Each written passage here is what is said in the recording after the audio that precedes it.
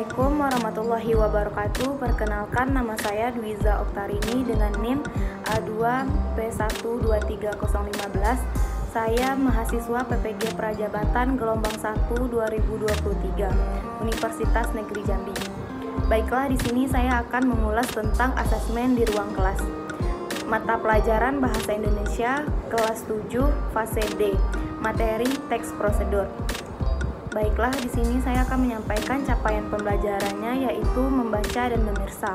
Membaca adalah kemampuan peserta didik untuk memahami, memaknai, menginterpretasi, dan merefleksi teks sesuai dengan tujuan dan kepentingannya untuk mengembangkan sikap, pengetahuan, keterampilan, dan potensinya. Memirsa merupakan kemampuan peserta didik untuk memahami, memaknai, menginterpretasi, dan merefleksi sajian cetak, visual, atau audiovisual sesuai dengan tujuan dan kepentingannya untuk mengembangkan sikap, pengetahuan, keterampilan, dan potensinya.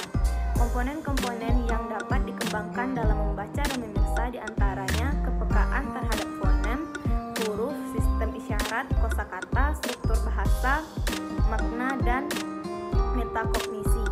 Selanjutnya, tujuan pembelajaran.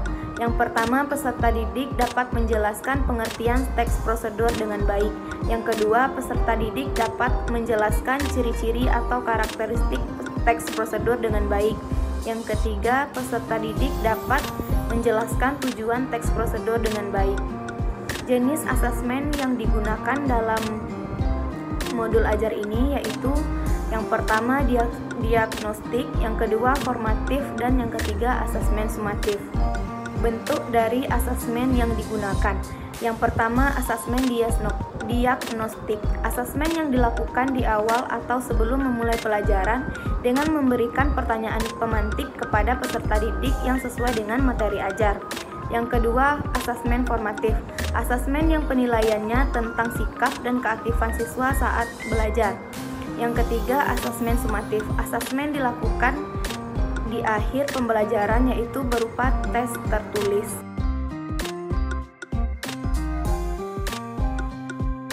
Asesmen yang menunjukkan kesesuaian dengan tahapan perkembangan peserta didik sebagai berikut.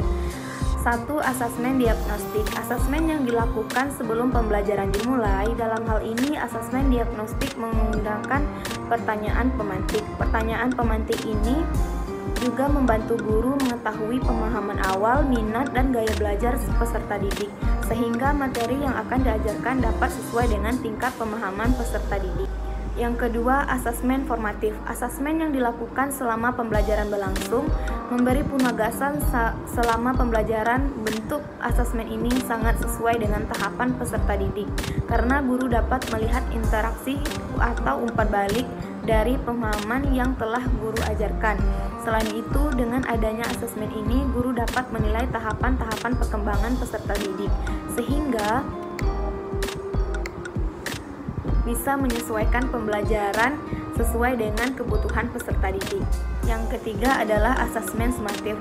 Asesmen ini berupa tes tertulis. Hal ini sesuai dengan tahapan perkembangan peserta didik. Asesmen ini juga membantu guru dalam menemukan atau mengetahui bagaimana tingkat pengetahuan peserta didik terhadap teks yang dipelajari, yaitu teks prosedur. Beberapa bagian yang menunjukkan kesesuaian dengan perlunya mempertimbangkan aspek lingkungan budaya dan karakteristik peserta didik ialah menggunakan prinsip pembelajaran yang kontekstual. Pembelajaran kontekstual menghubungkan pembelajaran dengan dunia nyata atau kehidupan peserta didik. Kesesuaian dengan peserta didik pada bagian asesmen formatif, di mana guru memberikan tugas menulis teks prosedur, peserta didik bebas menulis teks prosedur yang sesuai dengan yang ada di lingkungannya. Contoh teks prosedur membuat kueoda sarolangun dan membuat layang-layang.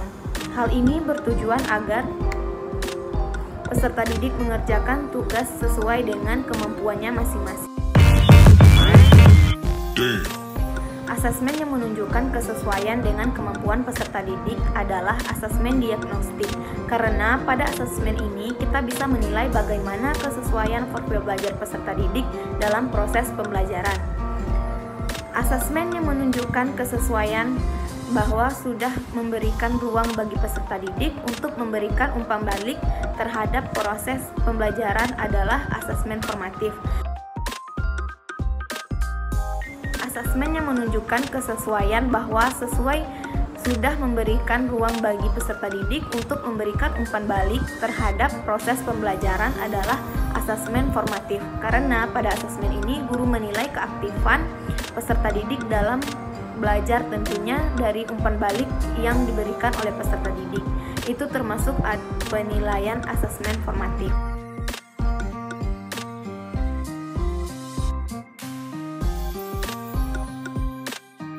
Jika saya menjadi guru di kelas tersebut, hal yang ingin saya tingkatkan adalah lebih memaksimalkan efektivitas asesmen dengan memperhatikan tahapan-tahapan perkembangan peserta didik, lebih spesifik mengetahui gaya belajar dari peserta didik, serta lebih memfasilitasi peserta didik dalam mengeksplor dirinya secara maksimal. Selain itu, saya akan memanfaatkan teknologi semenarik mungkin agar meningkatkan minat belajar peserta didik. Oleh karena itu, saya akan terus mengembangkan diri sebagai pendidik yang profesional.